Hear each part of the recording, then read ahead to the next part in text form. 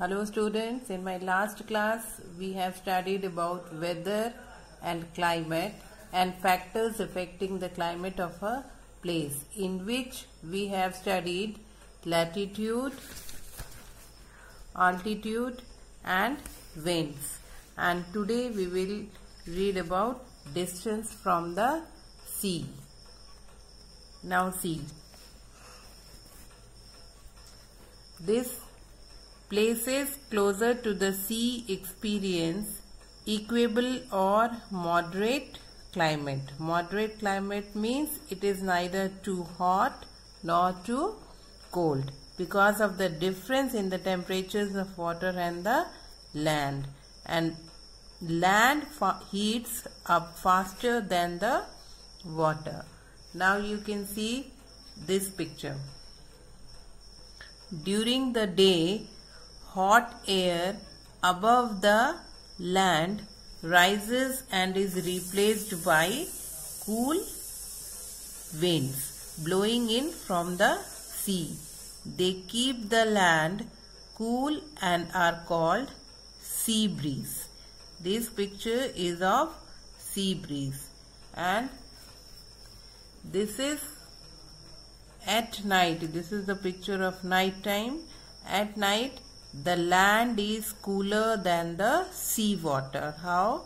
Therefore, warm sea breeze rises and it is replaced by cold winds coming from the land.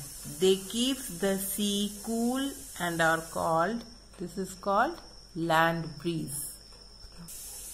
Now the next factor is humidity. And what is humidity? That is the amount of moisture in air at a given point of time is called humidity. Humidity influences the climate of a place. Places near the equator are very humid because the process of evaporation of sea water is faster there. In this picture you can see the evaporation of sea water, how it is done. So moisture laden winds bring frequent rains in the regions close to the equator. Means in the region which is closer to the equator have frequent rains, and the places that do not experience humidity often turns into deserts. Means those who have not, the places those who did not have the experience of humidity, they turn into deserts like the Thar desert in India. Our next factor is ocean currents. That there can be warm or cold ocean currents. The temperature of the ocean currents affects the climate of the areas. Now these are the factors affecting the climate of a place. Now our next topic is temperature zones of the earth. Now first is torrid zone. Now you have to see the picture. This is the picture of temperature zones of the earth. Now I will explain by this picture. The term torrid means extremely hot. This is the torrid zone. This zone lies between the Tropic of Cancer and the Tropic of Capricorn, and it is close to the equator. This is the equator, and it is extremely hot, and therefore this region is known as the torrid zone. It is also known as the tropical zone as it lies between lines of tropics. Lines of tropic, that is Tropic of Cancer and Tropic of Capricorn. Now it remains extremely hot throughout the year. This is the torrid zone. Now the next topic is our temperate zone. Now you will see in this figure,